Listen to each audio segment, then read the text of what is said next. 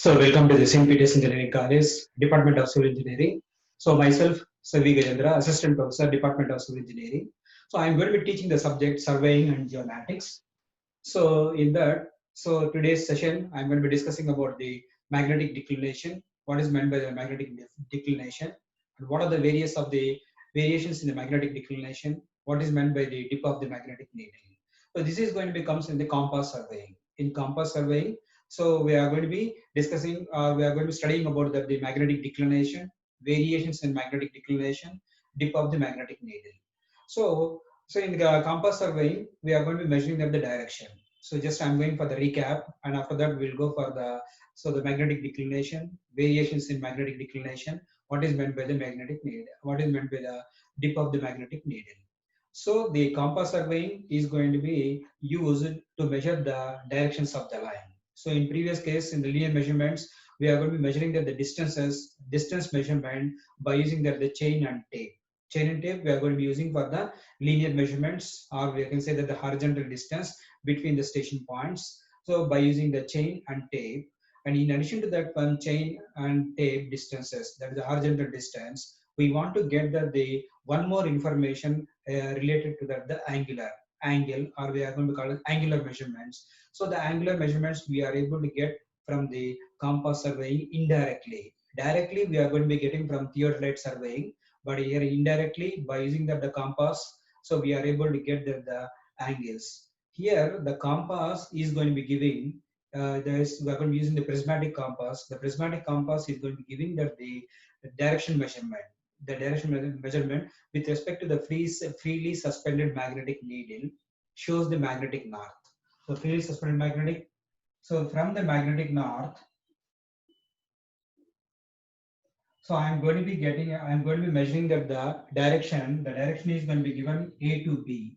So A to B is the direction. So I had to be from north, south, east, and west. From magnetic north, that is the magnetic needle, from the magnetic north, I'm going to be observing that the bearing is going to be called as magnetic bearing. That bearing is going to be explaining you about the direction. The direction is A to B. So B is given as 60 degrees. A to B 60 degrees means it is going to come in the first quadrant. And if it is going more than 90 degrees, it is going to come in the second quadrant. So more than 180 degrees, it is going to come in the third quadrant. There is a 270 degrees. And then it is going to be more than 270 degrees, it is going to come from the three or more than 270 degrees comes under the fourth quadrant. So in that way, we can able to measure the bearings whole circle of 0 to 360 degrees. Starting from 0 is the minimum one, and maximum one is equal to 360 degrees. If it is 0 to 90 degrees, your bearing will be in the first quadrant. The direction is going to be giving you in the first quadrant. If it is greater than 90 degrees, that is 90 to 180 degrees, your direction will be in the second quadrant. This is in the second quadrant. So this is my magnetic bearing I am going to measure. If it is going to be in the greater than 180 degrees, my bearing will be having, so in the third quadrant, so I'm going to measure from south to west. And from, if it is more than 270 degrees, so then it is going to be, my line is going to be like this. It is more than 270 degrees. So this is 270, 90, 180. 91 270, more than 270 degrees. So the direction is going to be comes in the fourth quadrant. The bearing we are going to measure from the magnetic north. So in this way, we are going to be measuring that the bearings from the bearing of the line. We are going to be getting the forward bearing and backward bearing. In the progressive direction, in the backward direction, the bearing is going to be measured. We are going to be called as backward bearing, forward bearing and backward bearing. For each line, two bearings will be there. One is in the forward direction, other one is going to be called as in the backward direction. Suppose if I am going to be taking from A to B, so this is the B point, this is forward and this is backward. So this is backward and this is forward bearing. So progressive direction, and this is in the backward direction. So A to B, the direction is A to B. In the forward direction, I am going to be, then it is going to be called forward bearing. And from the backward direction, for the same line, I'm going to be in the backward direction, then it's going to be called backward bearing. So the forward bearing and backward bearing for each line, the direction is going to be given by the forward bearing and backward bearing. If we measure the forward bearing and backward bearing with the compass, that is the prismatic compass. The difference, by using the combination of forward bearing and backward bearing of each line, so we are going to be calculating that. So what is the angle? So this is the angle. I'm going to, this is from B to C, A to B and B to C. This is the angle we are able to get it. How we are getting that? So backward bearing of a line and forward bearing of the next line. I am able to get that the bearing of it, include angle of that point B. That's why there is going to be include angle at the point B is angle B. Angle B I am going to calculate it. So due to that reason, so we are going to be called as indirect method of angular measurement. Directly we are not going to be measuring the angle. With the help of the bearing, forward bearing and backward bearing, so we are going to be getting the angle. That's why indirect method of measurement of the angles by using the compass, or we are going to be called as compass surveying. So this is about what is the bearing, what is the magnetic bearing, what is meant by the forward bearing. Forward bearing always from the magnetic north, or the magnetic bearings always from the magnetic north is going to be forward bearing and backward bearing. So then from the forward bearing and backward bearing, we are going to measuring the angles, or we are going to be calculating the angles. So this is about the forward bearing and backward bearing, how we are going to be, so they are calculating the angles from the forward bearing and backward bearing. After understanding that one, so the local attraction also we discussed in the previous sessions. So what is meant by the local attraction? Local attraction. So because of the magnetic substances, while you are going to be carrying out the survey, because of the magnetic influence of the magnetic substances influence, so your magnetic north is not going to be true north. Magnetic needle is suspended freely. It will not show the magnetic north. So then whatever the bearings we are going to be measured is going to be get erroneous, or the error it is going to be showing in the forward bearing or in the far backward bearing, because of magnetic substances is going to be presence in the area where we are going to be carrying out the compass surveying. So then, so it is going to be the bearings is going to be affected. Then whatever the measurement data we collected is going to be erroneous. We are not going to preparing the plan properly by using the forward bearing or backward bearing. So we are going to be suspected the magnetic influence or the magnetic substances.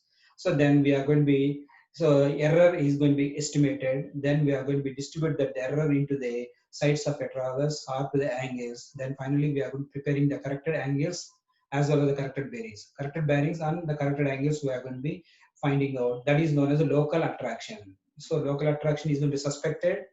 So we have to be finding out the error, and the error is going to be distributed to the sides of the traverse. From that, we are going to be corrected bearings, we are going to be measured, and from the corrected bearings, we are going to be calculating the angles. So how we can able to do is that, so which line is not going to be affected? From that line, we have to be started. So how we are going to be detecting that? So forward bearing and backward bearing. The difference of forward bearing and backward bearing is going 180 degrees. The line is not going to be suspected. The line is not going to be influenced by the magnetic attraction or the local attraction. Magnetic influence of objects is not going to be influenced by that line. If it is, your difference of forward bearing and backward bearing equals to 180 degrees. Difference of forward bearing and backward bearing is 180 degrees. That line is not going to be affected by the local attraction. So from that line we are going to start it, and like that each and every line we can able to detect, or we can able to calculate the difference of forward bearing and backward bearing. So then we, from that we can able to say, we can able to identify that which line is going to be affected and which line is going to be not affected. Affected lines we are going to be so the corrected, and we are going to be so the calculating the bearings and angles from the corrected line itself. All the uncorrected bearings. So that is the procedure we are going to be doing while you are going to be calculating for the bearings and angles by using the local attraction principle. So the local attraction principle. So after understanding the concepts of the bearing, include angle, angles determination, then so we have to know about that what is meant by the magnetic declination, variations in the declination, and dip of the magnetic needle.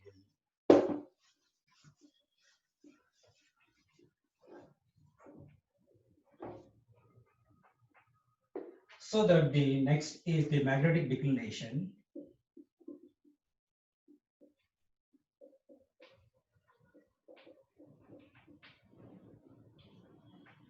So magnetic declination. So it is the term itself is going to be giving you meaning decline. It is declining from the true north.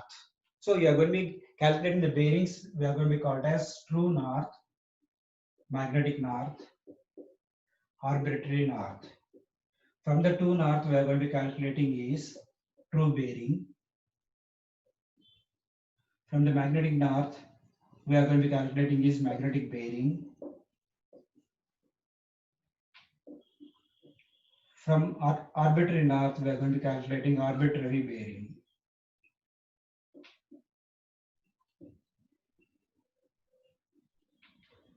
So this is how the bearings is going to be classified. True bearing, magnetic bearing, and arbitrary bearing. For the true bearing, the reference direction is going to be taken as true north.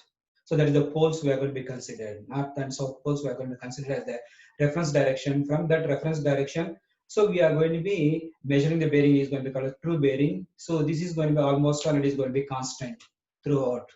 Then the magnetic north is going to be called as freely suspended magnetic needle, shows that the magnetic north. From the magnetic north, we are going to be observing the bearings, we are going to be measuring the bearings, we are going to be called as magnetic bearing. In arbitrary north, any point of reference we can able to consider temporarily. From that reference direction, we are going to be measuring the bearing is arbitrary bearing. It is going to be varying from place to place arbitrarily. So this is about the how the classification of the bearings. This is going to be necessary to understand that magnetic declination.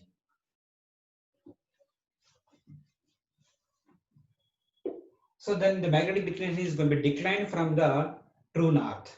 The magnetic north is going to be declined from the true north. How much deviation or how much decline is going to be taking place? So that we are going to be called as, so theta degrees east declination, theta degrees west declination. So if you see that in the diagram, this is the true north and this is the magnetic north.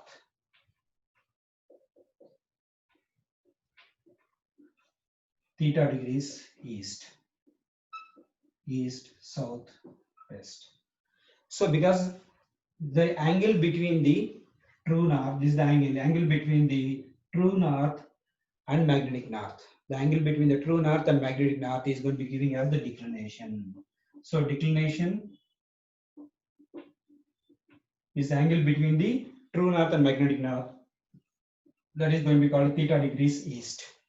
So because in the eastward direction, so the decline is going to be taking place. That's why we are going to be called as theta degrees east is going to be called as east declination.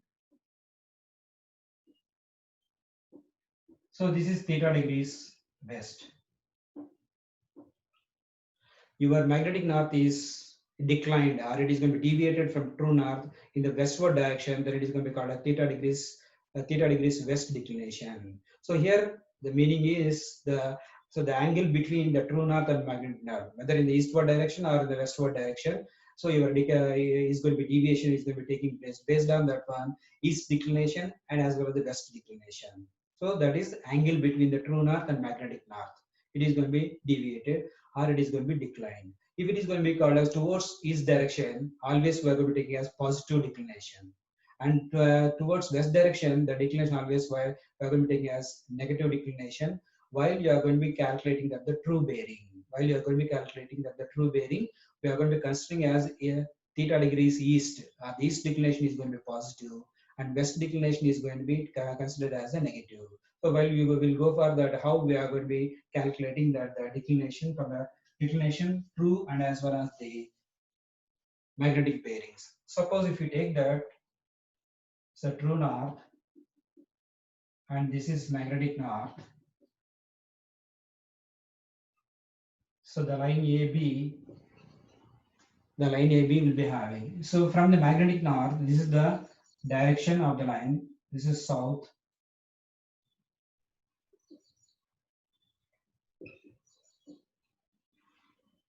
So this is we are going to be called as declination theta degrees east, and this is I am going to be called as magnetic bearing, and this is a true bearing.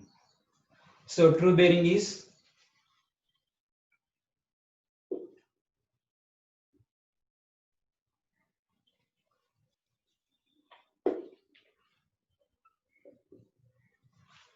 so from the magnetic north.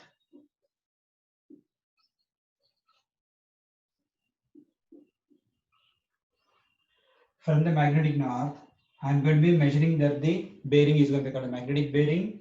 From the true north, I'm going to be measuring the bearing is going to be called as true bearing. So now I want to calculate, so what is the true bearing of the line? True bearing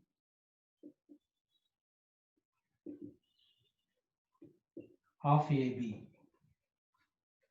I want to get true bearing, I want to calculate true bearing of the line AB, true bearing of line AB. If I know that the magnetic bearing and as well as the declination is declination, then it is going to be called as magnetic bearing. So then we are going to add the east declination. This is magnetic bearing plus east declination.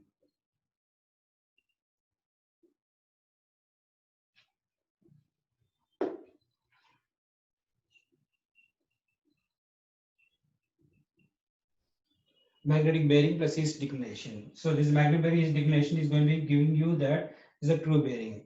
Or in general, we are going to be called as magnetic bearing plus or minus declination. Plus or minus declination. If I'm going to be using positive, so declination is going to be east. Negative, the declination is going to be west. If it is eastward direction, I'm going to add it to the magnetic bearing. I'm going to be getting the true bearing.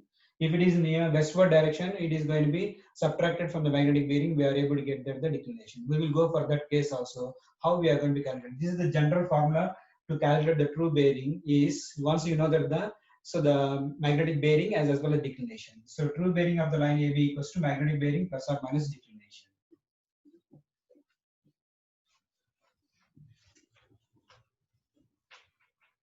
Next case is that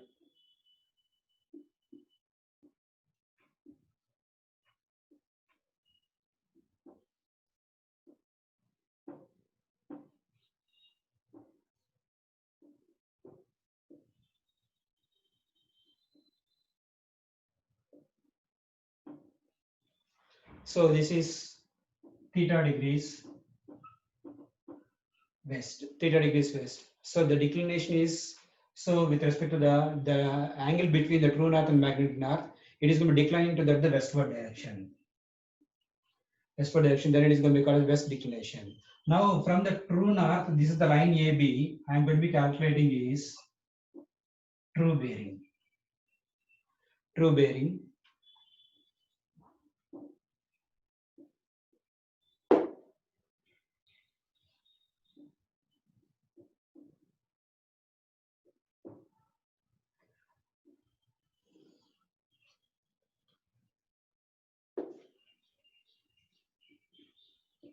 If I am going to be calculating from magnetic north, I am going to be measuring the bearing. This is going to be called as your magnetic bearing. So if you are going to be case, the declination is going to be west, I am going to be calculating true bearing is equals to magnetic bearing. So now this is the magnetic bearing. Now I have to be get that so this is the magnetic bearing minus west, magnetic bearing minus, so theta degrees west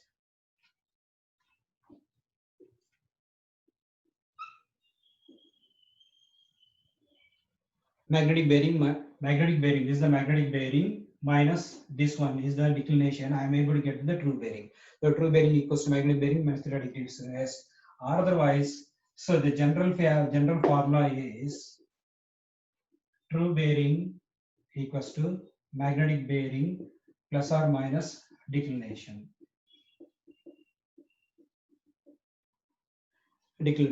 Then it is case here we are subtracting. I want to get the true bearing. I have to subtract. That is a minus is so far west declination. Minus is for the west declination.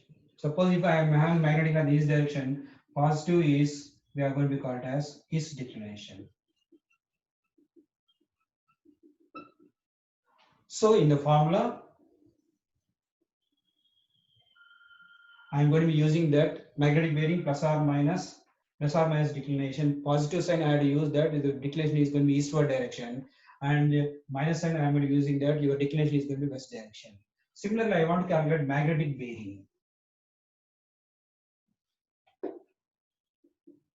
I want to calculate what is the magnetic bearing if I know that the true bearing. So there is the true bearing plus declination. True bearing, this is the true bearing and this is the theta degrees west. Both together I am going to add it from here to here and here to here. Added, I am able to get the magnetic bearing. The magnetic bearing is equal to true bearing plus so west declination.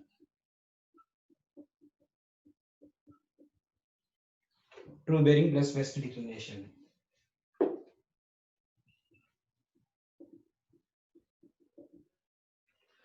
True bearing plus west declination. In case of I want to calculate the true bearing, the declination, west declination always is going to be subtracted. But while you are going for case calculating the magnetic bearing, your west declination is going to be added. That is the case, it is going to be changes. For the magnetic bearing, we are going to be adding the west declination. For your true bearing, your west declination is going to be subtracted. But the general formula is magnetic bearing is equals to true bearing plus or minus declination.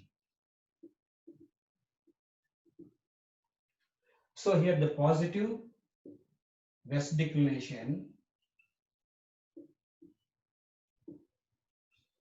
negative is declination. Negative, we are going to be using the east declination. So magnetic bearing is true bearing plus or minus declination. So your west declination is going to be positive, it is going to be added true bearing plus added. I'm able to get the magnetic bearing. Similarly, east declination is going to be subtracted. So then you are able to get the magnetic bearing.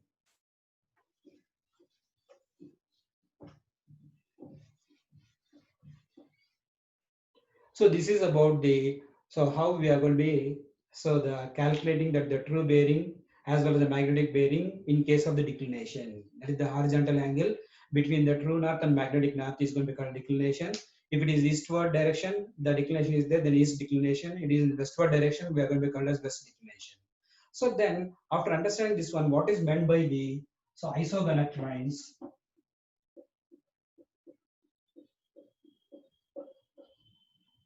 and agonic lines.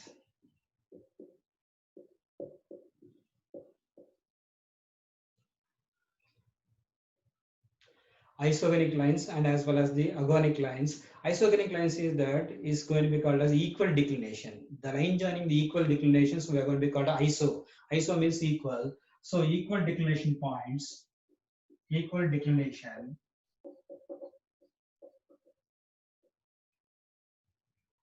So equal declination we are going to be called as line joining equal declination is going to be called as isogonic lines. Agonic lines is going to be called as line joining zero declination.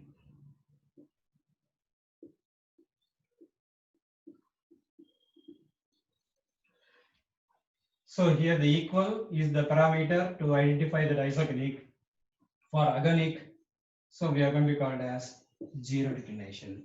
If the line joining the points of zero declination, line joining the zero declination points, we are able to get the line is going to be called as agonic lines. Line joining that the equal declination points, then we are going to be called as isogonic lines. So this is more important from the, this is going to be prepared by the Survey of India. Survey of India throughout the India, they are going to be preparing the map showing that the isogonic lines and agonic lines. And from that, we can able to know that what is the declination, and how we have to be carry out the compass surveying. So there is the most important to draw the isogonic lines and agonic lines. We are able to understand from that the maps of the Survey of India will be prepared, showing that all the declination points. Then, so we have to be taken care that while you are going for that place for the surveying, so we have to be is going to be declined. It is going to be the, so our declination is going to be there, or it is going to be deviated from the true north, magnetic true north. Then we have to be taken care, and how we are going to be corrected the magnetic bearings. How we are going to be corrected the magnetic bearings.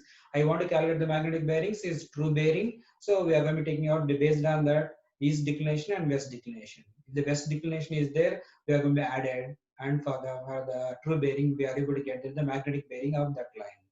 If I want to calculate magnetic bearing, if there is declination is going to be east, so then we are going to be subtracted from the true bearing. So then we are able to get the magnetic bearing. Like that, we are going to be made the corrections and we are going to carry out the survey. So based on that, the maps is available of declination maps prepared by the Survey of India. So this is about what is meant by the isogonic lines and agonic lines.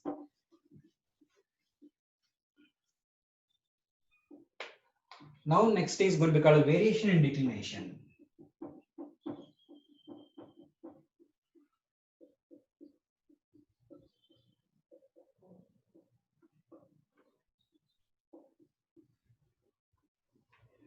So variation in declination is going to be classified into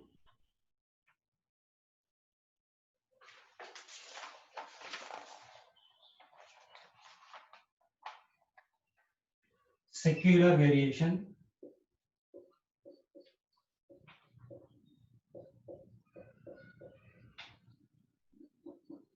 annual variation,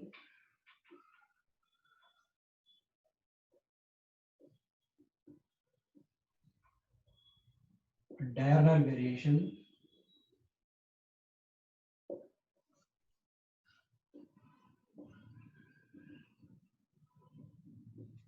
irregular variation.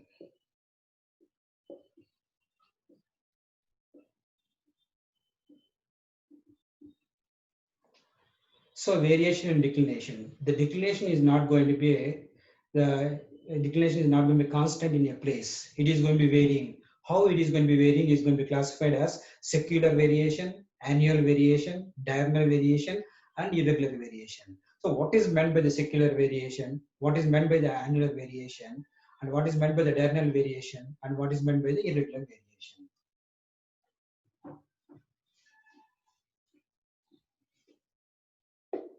If you take that the secular variation here, is the changes is going to be taken place for 100 years, after 100 years. So that is the after 100 years, what is going to happen? So magnetic north or the magnetic meridian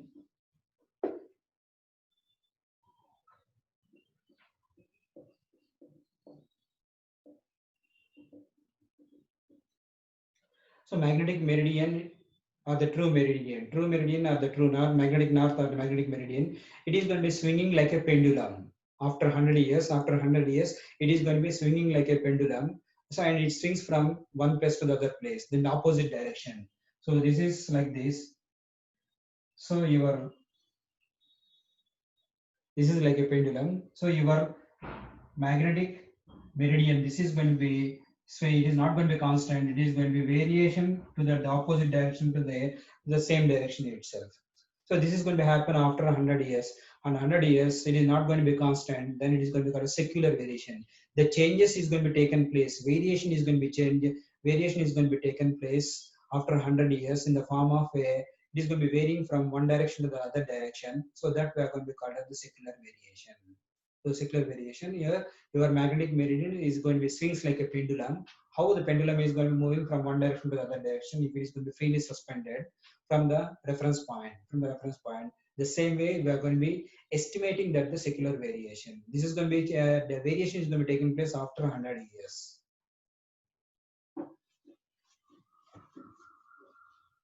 Then the second one is going to be called as the annular variation.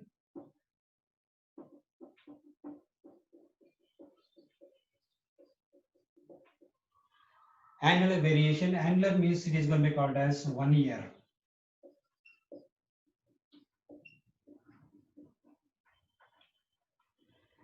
Declination is going to be varies. Annular variation is going to be, and the declination is going to be varies.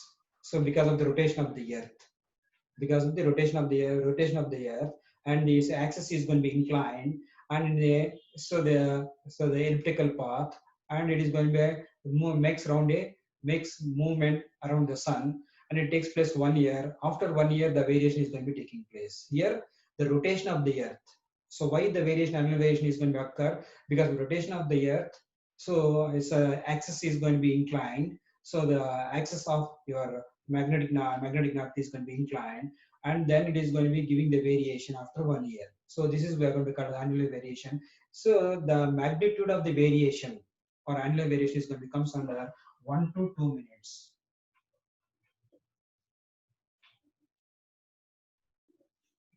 So annular variation is going to be rotation of the earth. The variation is going to be occur. That variation of declination is going to be estimated to the 1 to 2 minutes variation will be there. Variation of the declination. That is going to be called as annular variation after a year because of the rotation of the earth. And the axis is going to be inclined while you are going for the making a rotation around the sun by the elliptical path. So it is going to be taking place. So that will be time taken for that rotation is going to be 1 year. After 1 year, the variation is going to be taking place 1 to 2 minutes. So the next one is going to be called as diurnal variation.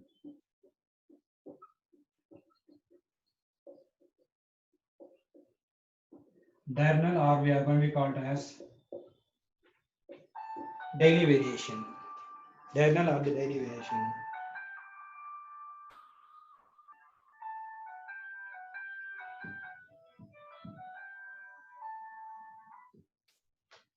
So diurnal or the daily variation. A diurnal or the daily variation. Here it is going to be called as also reason is going to be called as rotation of.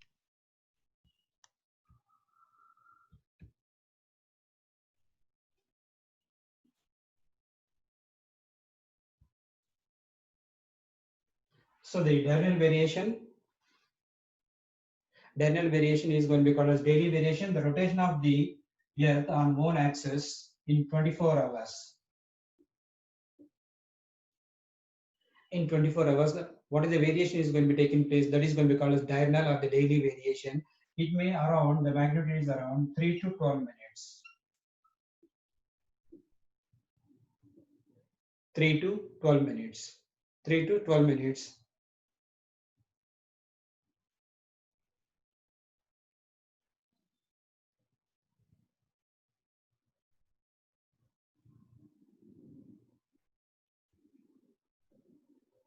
3 to 12 minutes, that is going to be called as the diurnal variation. The last one is the irregular variation.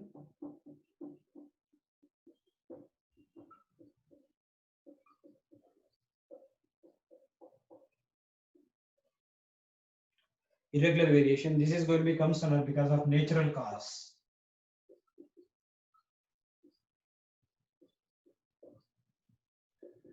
So natural cause because of the earthquakes,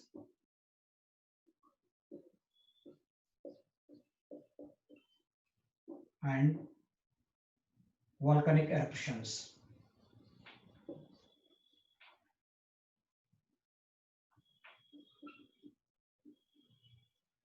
Because of the volcanic eruptions, so the variation is good because it is, we are not going to be expecting that one. It is going to be called as unavoidable one, the natural cause. So is going to be occur at any period of time due to that the earthquake and volcanic eruptions. So that we are going to be called as the irregular variation. So irregular variation. These are the variations taking place in the declination. One is secular variation. Second one is annual variation. Third one is going to be called diurnal variation, and fourth one is going to be called as volcanic eruption. Fourth one is going to be called as irregular variation. So secular variation is going to be taking place after 100 years. Annual variation is going to be called as 1 year rotation of the earth, and daily variation is 24 hours. After 24 hours, variation is going to occur in magnitude of 3 to 12 minutes.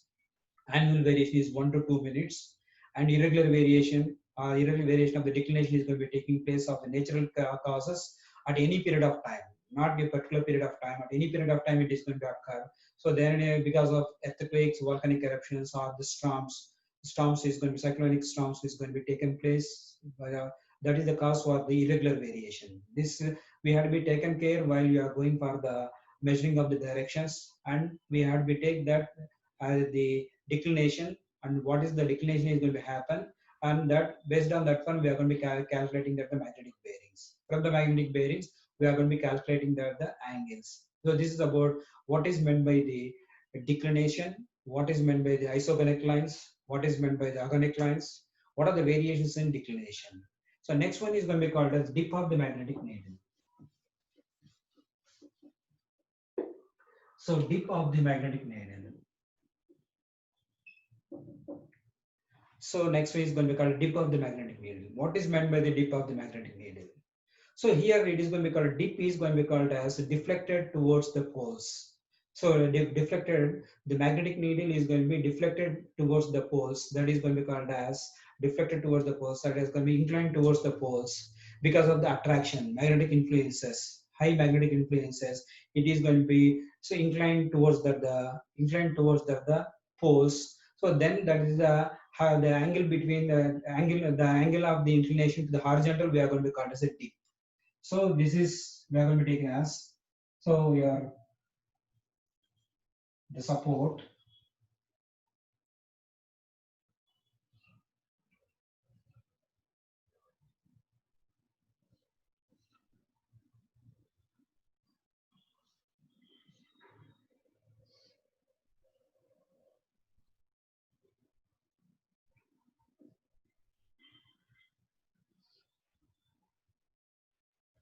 So this is the magnetic needle. If you take that,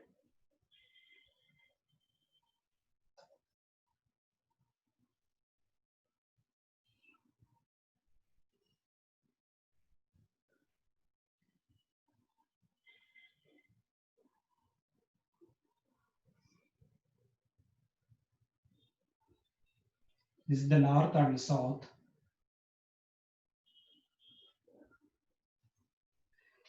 So that is the decline that is going to be called as inclination towards the horizontal is going to be called as this is we are going to be called as a dip. So dip means it is going to be dipping towards, it is going to be bent towards the poles. In the poles, we are having that magnetic influence, attraction will be more. So that's why it is going to be bending towards the poles. At the equator, your magnetic needle will be horizontal. Your magnetic needle is going to be horizontal. And at the poles, your magnetic needle is going to be inclined. So with the horizontal, that we are going to call as dip. Because of so the magnetic influence of the earth, the magnetic influence of the earth, or is in the southern hemisphere or the northern hemisphere. So it is going to be bending or it is going to be deflected towards the northern hemisphere, deflected towards the southern hemisphere will be more because of the magnetic influence. So that we are going to be called as a dip. But actually, if a dip is going to be arises, dip is going to be there. So because of the inclination, whatever the bearings we are measured is going to be wrong. How we have to be, how we are going to be corrected, so that we are going to make that rider we are going to be placing rider. It is going to be called as copper or the copper or the coil. The coil we are going to be placed along the needle, Copper coil is going to be placed along the needle, so that we are going to be called as rider. So rider is going to be placed. Rider is going to be placed. This is going to be called as copper coil. Copper coil is going to be placed on the magnetic needle such that it is going to become stood at the horizontal position. Means your magnetic needle is always horizontal at the equator. At the poles, it is going to be inclination will be there. There is a magnetic influence. Magnetic influence that we are going to be called as a dip. How we had to be corrected? We had to be placed at the rider along the magnetic needle such that it makes the horizontal position. So while you are going to be observing the direction, always we have to be checked that any dip is going to occur in the magnetic needle. It means it is going to be very nearer to the poles, or so then only it is going to occur, or otherwise if the dip is not going to occur. To identify that one, after identification, we are, or if this dip is arises, then we are going to be keeping that the rider. Rider means it is going to be a copper coil is going to be prepared that we are going to be placed on the magnetic needle such that we are going to be making that the magnetic needle to be the horizontal position. Then we are going to be carry out the survey and we are going to be measuring the bearings. This is about that the dip of the magnetic needle. So declination and dip are more important while you are going to be taking out the compass survey, because it is going to be your magnetic needle means it is going to be called as, so magnetic needle is going to be suspended freely. It shows the magnetic north. It is going to be always, it is going to be affected by using the magnetic influence objects or magnetic influence cases. Is influenced by the magnetic substances or magnetic ores. So that's why the declination is going to occur as well as the dip is going to occur. So we had to be identify it and the corrections has to be made, and then we had to be continuing that the measuring of the directions, and we are going to be measuring that the bearings. So this is the process is going to be taking place if is going to be declination is there or the dip is going to be arises.